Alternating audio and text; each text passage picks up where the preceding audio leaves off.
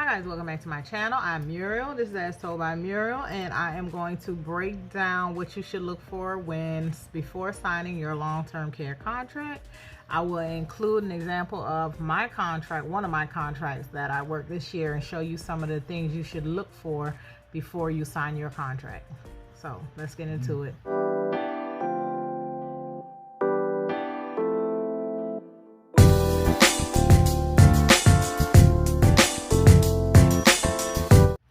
Okay guys, so y'all know I have been doing some long-term care travel assignments. I started doing them last year, 2020. I hadn't done one recently. I've been doing like more local agency work recently, but I did do a few contracts this year. So I'm going to put an example of one of my contracts, the most recent one, up here for you guys to see, and I'm going to point to some things that you may notice. I'll be circling them as I talk about them. Some things for you to look for in your contract. Okay, first, reaching out to an agency. There are several different agencies. You won't even really have to reach out to them. You can go on Indeed. You can just Google. Let's see, there's too many for me to name, be honest.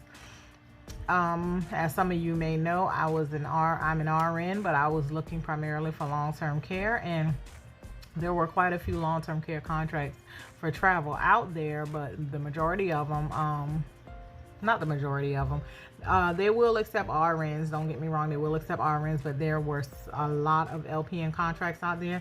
And on the ones that I did take, I actually accepted LPN assignments because the pay was still more than what I was making as an RN at the time working in acute care. So I accepted long-term care contracts. So these figures I'm going to show you are for LPNs, even though, you know, I'm an RN. And at the time that I started taking assignments, it wasn't at the beginning of this pandemic. It was more towards close to like September, October. So I wasn't getting those lucrative numbers that were being offered back in like February, March, and April last year. Like, they were offering like $4,400 a week for long-term care.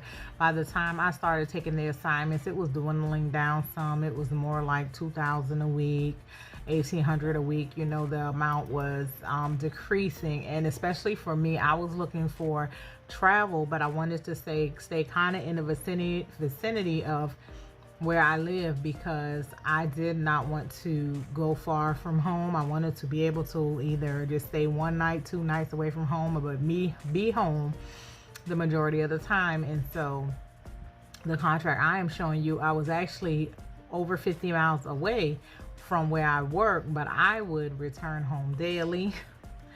And I still qualify for the stipend, and stipend is what they give you for meals, room, board, things like that. That is non-tax money, and that money, that is really where, I don't want to say that's where you make the bulk of your money, because I see now contracts are being offered and the bulk of the money for nurses is actually in your hourly pay. Your stipend isn't the bulk of the money anymore, but at this time the stipend is what made it so attractive for me, because that was non-tax money, meaning that money doesn't even show up on your W-2 when you go to file your taxes for the year. So okay, on this particular contract I'm showing, I believe, if I can remember off the top of my head, my stipend amount was a little over $1,000 a week. So that was $1,000 that I wasn't being taxed on my contract. And my hourly pay, I believe, I was receiving $672 for travel. I believe it was for travel, and $385 for meals, and $672 for boarding, which came out to $1,057 a week. Now that was just for stipend. That was just for my boarding and for my meals, $1,057 a week. Now my hourly rate was only $24, which isn't a lot for an RN, but like I said, at that time the stipend is where you make your bulk of your money. My hourly rate was $24, which is what was taxable. So if it was possible, I would have preferred to get a lower hourly rate and higher stipend, but they said for an RN this was the least they could pay. So $24, and I was guaranteed 36 hours a week.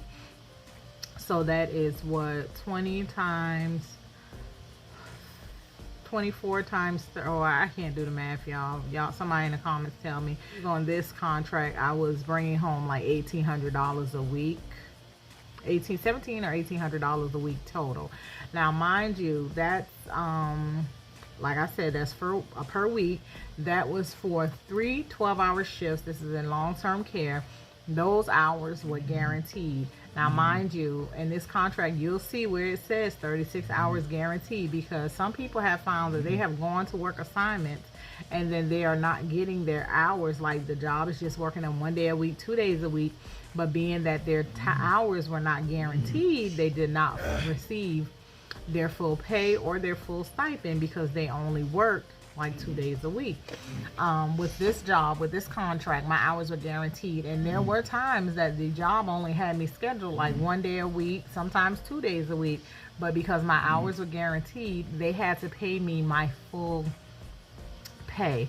So there would be days that I would go and I would work 1 day a week, and I get my form signed and I don't go back for the rest of the week.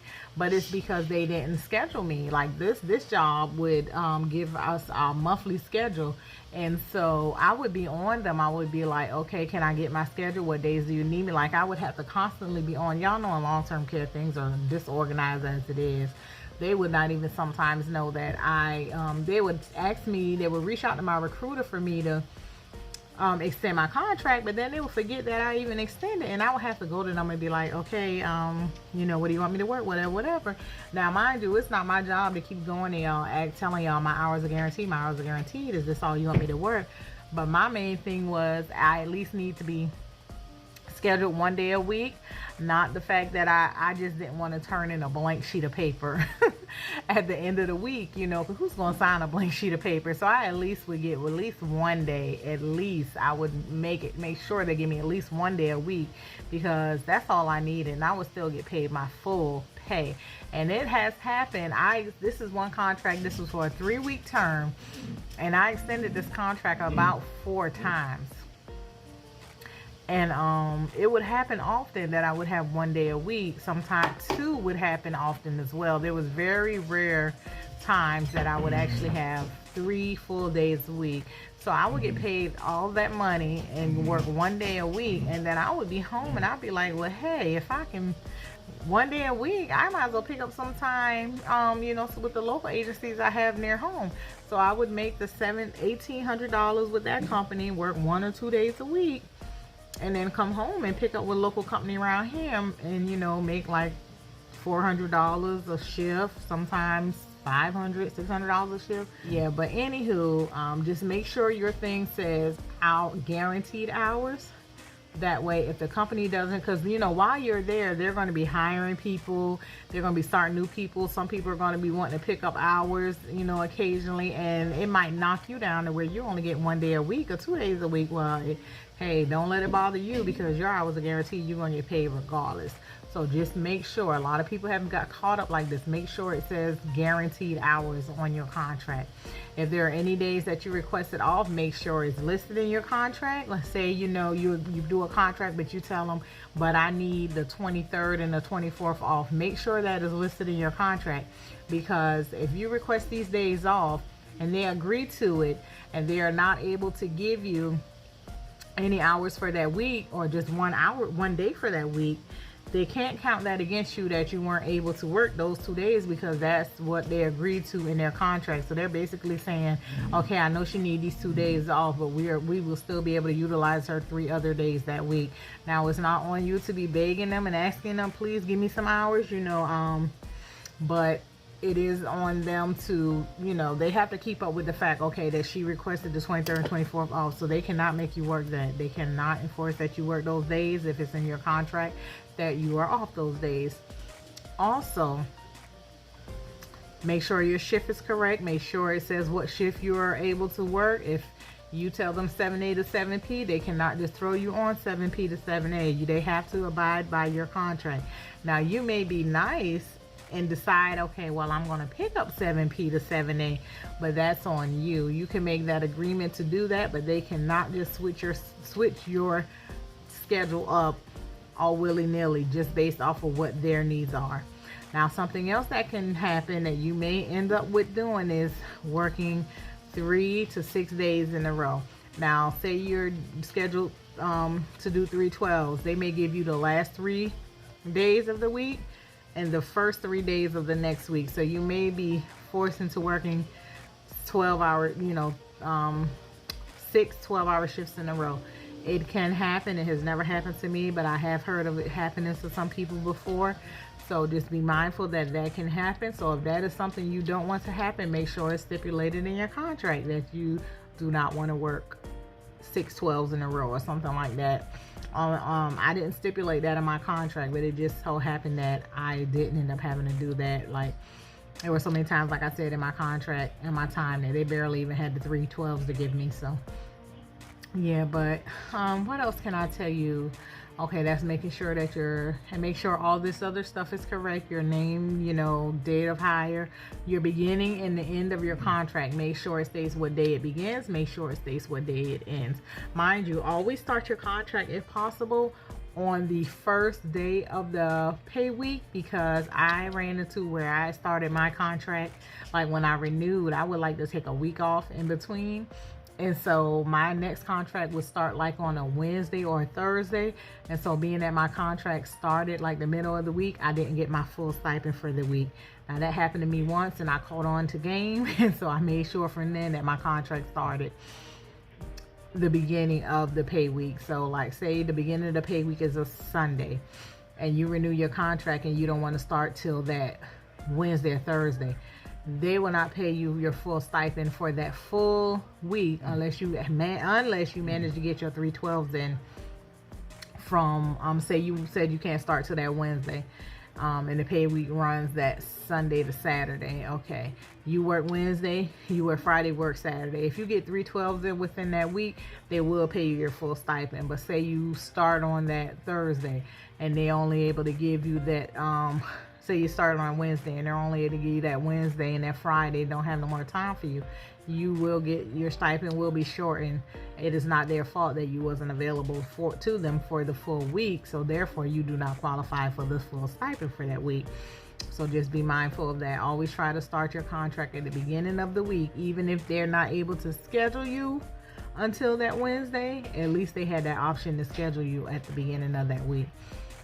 So yeah, I think that's about it, y'all. Someone asked me to break down the contract, so yeah, if y'all got any more questions, just leave them down in the comment section. If y'all have any more video suggestions, this is just a quick little upload.